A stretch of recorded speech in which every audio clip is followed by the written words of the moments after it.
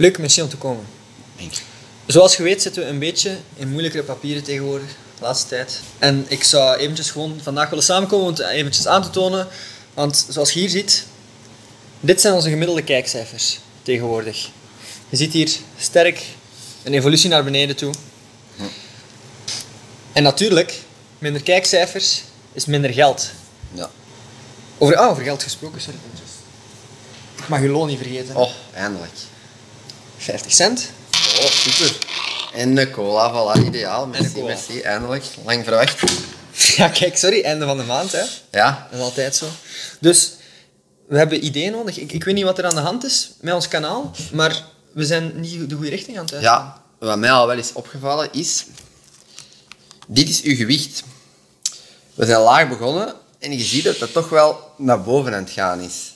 Dus misschien dat dat ook wel eens een oorzaak kan zijn. Kijk, Ja. dat is een persoonlijk probleem. Oké. Oké. Ik heb het daar heel moeilijk mee. En je ziet hier geen getal staan. Weet je waarom? Ik kan niet eens een cijfer geven hoeveel dat ik weeg. Weet je waarom? Geen weegschaal. Ik heb een weegschaal. Maar elke keer als ik op mijn weegschaal sta, staat er alsjeblieft niet met 2 tegelijk. Dus ik weet niet meer wat ik moet doen. Maar ik zal nog iets zeggen. Ik heb andere overlap gezien. Oké. Ik heb andere overlap gezien. Want kijk, ons meest bekeken video ook, hè, is Service 101. Yes. Zie je dat? Dus ik denk dat we vandaag het derde vervolg daarop moeten maken. Service 301. Lijkt mij een heel goed idee. Want ja, meest bekeken, dus ik denk wel, de cijfers liegen niet natuurlijk. Hè. Dat is waar. Cijfers liegen niet. Cijfers Zeker waar. liegen niet. Nooit. En nu kom ik op mijn laatste cijfer. Dit is het kijkersaandeel van onze video's. Oké. Algemeen genomen. Dus je ziet dat hier, dat hij naar beneden gaat. Ja, dus ja. naarmate dat de video vordert, zijn meer en meer mensen weg aan het gaan. Mm. En die 50% hier, dat is nog de helft dat pas overblijft. Dus de helft is al vertrokken na de intro. Dus kun je inbeelden dat de helft van ons kijkerspubliek alleen maar de intro komt kijken van onze video's? Dus ik denk dat we moeten zien, ja, we geven wat de kijkers willen natuurlijk, hè, wat de helft van onze kijkers willen. Dus Luc, doe je ogen toe. Service 301 vandaag, jongen.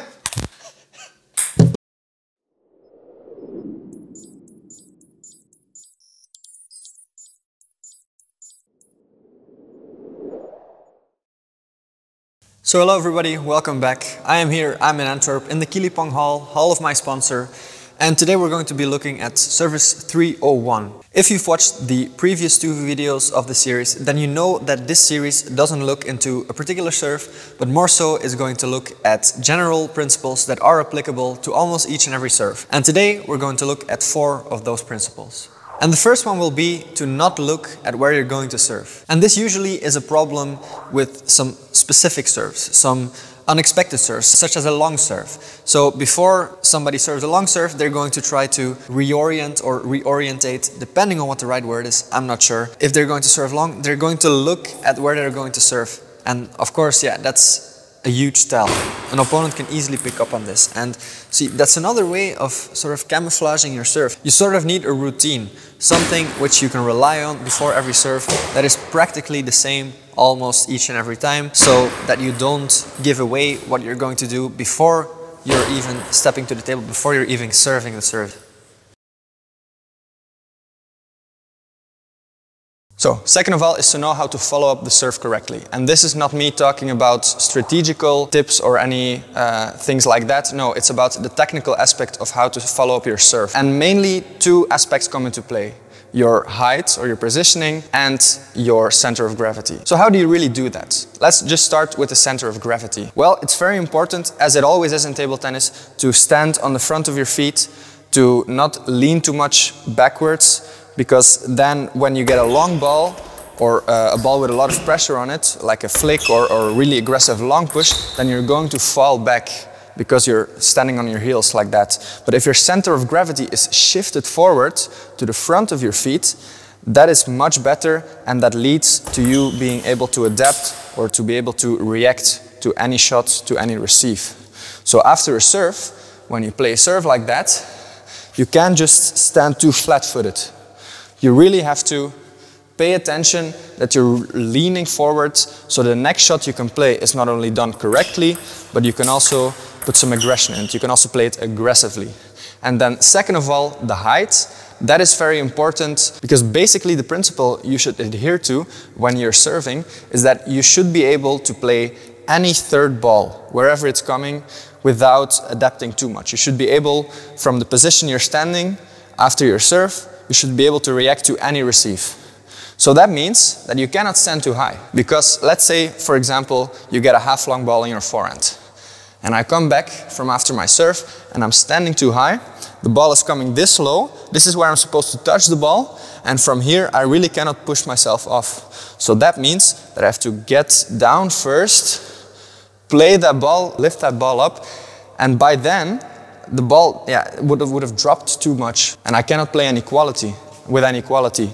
So that means that after your serve, on top of leaning forward, you have to stay low. You have to stay low so you can be ready for a short ball, so you can be ready for a long ball, for a flick, for a half-long ball, for whatever. Next up is about the importance of having a stopping point in the motion of your serve. If you don't have that, you lose a lot of control. So a stopping point on your serve, it aids in controlling the serve, guiding the serve, and being able to generate a lot of rotation while still keeping the ball in place. So, what I mean with a stopping point is that a lot of people, when they serve, they let their arm or their racket just go along their body, and just the arm, it just continues to follow through. And that is not good at all. So there are two main solutions to that. First of all, you could just stop the movement with your wrist. So when you play, you block it with your wrist and maybe you do a little extra movement afterwards to sort of camouflage how you're serving. Or, and that's my personal preference and I'll explain to you why, you can also just hit your body when serving. And that is my preference because there you just accelerate as much as you want to and you're not stopping, so you can just generate extra speed and extra rotation without limiting yourself. Here, although some people are able to do it, I feel that you're putting a stop on your potential of that serve. But on the other hand, it does cause a lot of bruises and they weren't pretty at all. So that is, you have to take that with it. But if you do it properly, then you can really generate a lot of quality, a lot of rotation. And that applies to every serve. So also the serves that you're not hitting into your body, so to say. So like a tomahawk serve or a backhand serve or a reverse pendulum serve, even a hook serve. Those serves, they all need a stopping point. They all need a stopping point and they have different ways of stopping that serve. So for example, a reverse pendulum serve, well, that is up to debate because you can sort of accelerate but not let your wrist completely fly loose. But you can also do that. A lot of top players, they do one thing or the other thing. So there's not really a right or wrong in this case, in this particular case. But if you really let your wrist fly loose, you do need a lot of control over that ball, and that is maybe a bit more advanced. So therefore, I'm not advising you to do one thing or the other, but I just say it's more accessible to serve a reverse pendulum serve and stop your movement in time without really letting your wrist go on. Last up is know how to practice your serve. Everybody has their own way. My preference is to just spend a lot of time in the hall, up to 1 hour, 2 hours even. But yeah, that's obviously a lot to ask. But in my opinion, you need to have sessions of at least 20 minutes for them to be somewhat effective if you're trying to practice your serve. Because you really just need to get those shots in. You really need to try it and practice it a lot. You can't just play a few serves for 2 minutes, then switch on to the next one. That's not how it works. It's not how it works. But yeah, that's just my method, just volume. But there are other ways as well. One that I learned from a world champion coach, that is Ferenc Karzai. He was a coach of mine, a little bit part-time, but he was the coach of Werner Schlager when he won the World Championships. That aside, just want to name my references a little bit. He had this one way that you play a serve in one place. Try to get it right 5 or 10 times, 15 times, as many times as you want, as many times that is reasonable. And then you move up a little bit. And for example, you go to the middle. Then again, 5 or 10 times, as many times. Just perfect serves all the time. So 2 bounces, doesn't go out, doesn't have too many bounces over the table. No, all the time a perfect serve. And then again, you change the position so that you have every position. And should you miss one time, then you need to restart. And you'll quickly find out that that is not easy to do. You think 15 serves correctly on table, maybe that's reasonable. It's not reasonable. It's reasonable, but it's difficult. It's incredibly difficult, and I spend a lot of time trying to get one set right.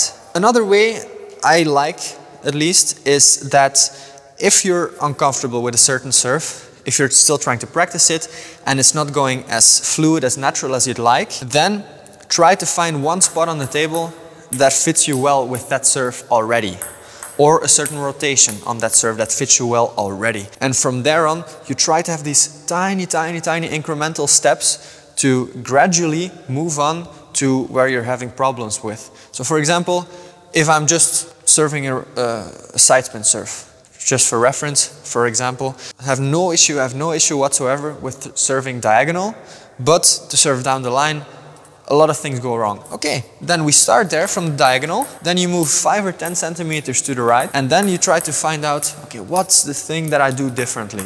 Is there something in the way I follow up the serve that makes me be able to play the serve a little bit more to the side? Or is there something else in play? And can I still keep the same motion, the same swing, so that my camouflage is still pretty much up to standards? And so you try to really find out the body mechanics and all the different kind of mechanics and techniques of the serve while you're trying to change and trying to move up. And then you'll see how much faster you'll be able to get that particular serve. Because if not, if you say, I'm bad playing down the line, but diagonal as well, okay, then you can't just go from A to B. You need to have these tiny steps in between in order to get to the end point. Okay guys, that was the video. Thank you very much. I think it was a little bit of a shorter one compared to the other Service 01 videos, but hopefully it was helpful nevertheless. If you have any questions, leave them down below, any comments. I'll take a look at it and I'll try to answer it to the best of my abilities. And for now, just say goodbye and hopefully I will see you in the next video.